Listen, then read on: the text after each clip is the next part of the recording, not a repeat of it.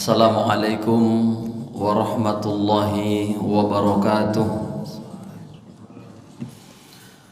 Alhamdulillah, alhamdulillahilladzi anzala as-sakinata fi qulubil mu'minin liyazdadu imanan ma'a imanihim. Ashhadu an la ilaha illallah wa ashhadu anna Muhammadar Rasulullah. Allahumma salli ala sayyidina Muhammad wa ala ali sayyidina Muhammad. Subhanaka la ilma lana illa ma 'allamtana innaka antal alimul hakim. Rabbi shrah li sadri wa yassir li amri wahlul 'uqdatam min lisani yafqahu qawli wa la haula wa la quwwata illa billahil aliyil azim. Qala Allah ta'ala fil Qur'anil Karim, a'udzu billahi minasy syaithanir rajim. Bismillahirrahmanirrahim. Ya ayyuhalladzina amanu wa kunu ma'as shadiqin. Shadaqallahul azim. Pengurus dan jajarannya yang saya hormati, Bapak, Ibu-ibu jemaah salat fardu zuhur yang saya muliakan, semoga kita semua dimuliakan Allah Subhanahu wa taala. Syukur alhamdulillah kita sampaikan kehadirat Allah Subhanahu wa taala atas segala nikmat dan curahan rahmat yang kita peroleh sehingga kita dapat melaksanakan aktivitas, rutinitas dan juga ubudiyah kita kepada Allah Subhanahu wa taala. Itu semua adalah nikmat yang mesti dan harus kita syukuri adanya.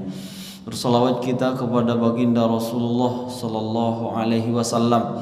Allahumma salli ala sayyidina Muhammad wa ala ali sayyidina Muhammad.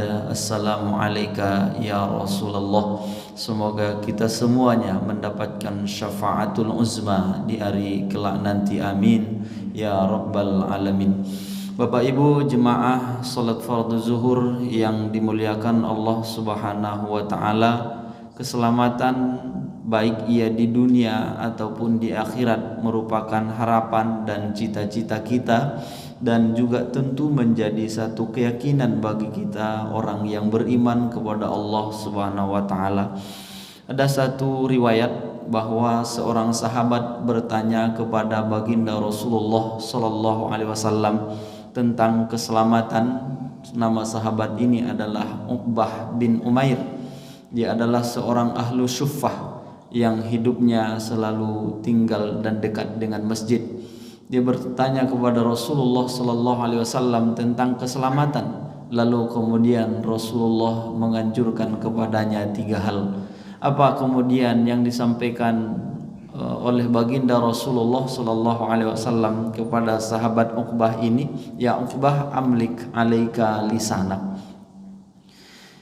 Jaga dan pelihara olehmu engkau punya lisan, sehingga lisan yang tidak bertulang ini harus kita waspadai dalam penuturannya, dalam mengucapkannya. Di saat kita gembira, di saat kita senang, jemaah, lisan ini akan normal adanya.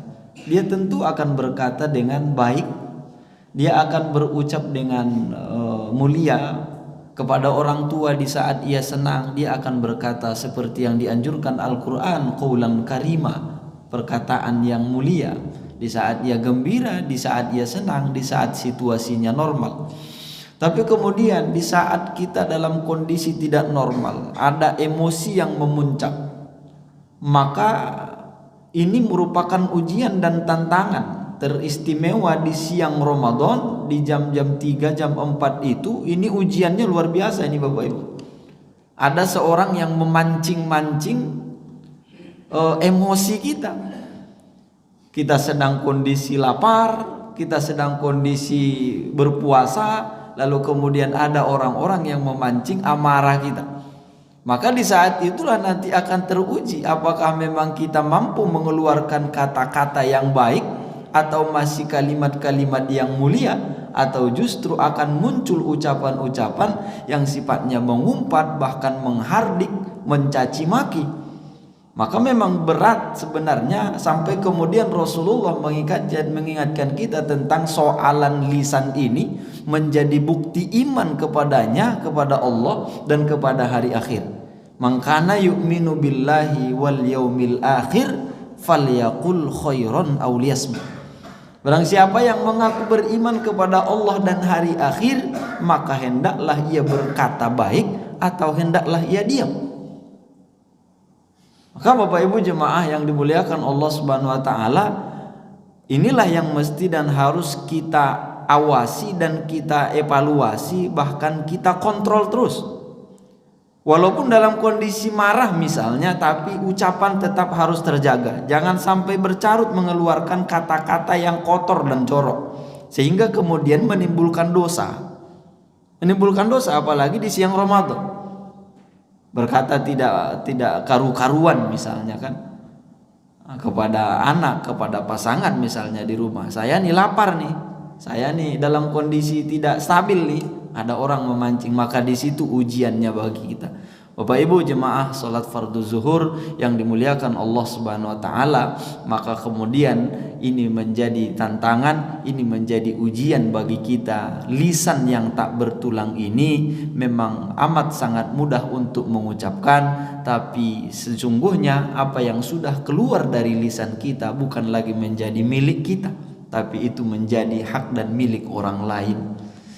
Bapak Ibu jemaah, itu yang pertama, anjuran Nabi SAW bagaimana kita mampu menguasai lisan, bagaimana kita mampu menjaga lisan sehingga ia harus berkata mulia, sehingga ia harus berkata baik, sehingga ia harus bertutur dan berkata dengan tidak menyinggung hati orang lain, meskipun ucapannya keras tapi tidak ada nuansa kekerasan di dalamnya, ancaman di dalamnya. Hari-hari ini juga jemaah yang dimuliakan Allah, bukan hanya lisan yang bisa mengganggu orang lain, tapi juga jari jemari kita ini. Dengan maraknya media sosial, punya grup WhatsApp, kadang-kadang dengan tulisan-tulisan kita juga banyak saudara, kawan, teman grup itu yang tersinggung. Maka carilah kosakata yang dengan jari jemari ini kita tuliskan, dia tidak menyinggung hati orang lain. Meskipun sifatnya ultimatum, meskipun sifatnya ajakan, itu dakwah. Dakwah itu kan harus kita sampaikan meskipun ia pahit, misalnya begitu, kilah kita, alasan kita, tapi tentu dengan cara-cara yang baik juga. Berdakwah bernahi mungkar juga, mencegah orang dari perbuatan yang mungkar juga. Lisan ini harus berkata dengan bijak. Bukan kemungkaran dijawab dengan kemungkaran, tidak. Boleh dia tegas, tapi dengan tata bahasa dan kosakata yang tidak membuat orang tersinggung di dalamnya.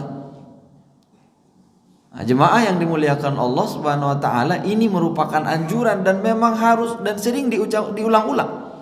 Maka ketika Luqmanul Hakim meminta dari hewan ternak yang disembelih itu yang terbaik dari tubuh binatang itu, apa yang kemudian dikasih? Lidah binatang itu, lidah hewan itu, ataupun hatinya yang dikasih. Dua hal ini. Tapi ketika diminta yang paling buruk juga, ternyata dua ini juga yang dikasih, lidah hewan itu dan juga hatinya. Maka Bapak Ibu jemaah yang dimuliakan dan dirahmati Allah Subhanahu wa taala, hati-hati, fahfaz lisanaka wahtariz min lafzi fal mar'u bil lisani wa yaktubu. Berhati-hatilah mengucapkan, mengeluarkan kata-kata dari lisanmu. Seseorang bisa akan selamat dengan lisannya, seorang bisa masuk surga dengan lisannya, tapi seseorang juga bisa akan masuk neraka gara-gara lisannya. Itu yang pertama, anjuran Nabi SAW. Maka waspada dan terus berhati-hati dalam mengucapkan kata-kata, menyampaikan kalimat. Yang kedua, wal yasak kabaituka. Ini dianjurkan oleh Nabi kepada kita. Rumahmu engkau luaskanlah, buatlah rumahmu itu sebesar-besarnya. Ini dianjurkan oleh Nabi. Ternyata artinya apa? Bahwa menjadi orang yang berpunya itu, tangan di atas itu memang lebih baik daripada tangan di bawah. Yadul ulya khairum minal yadis sufla.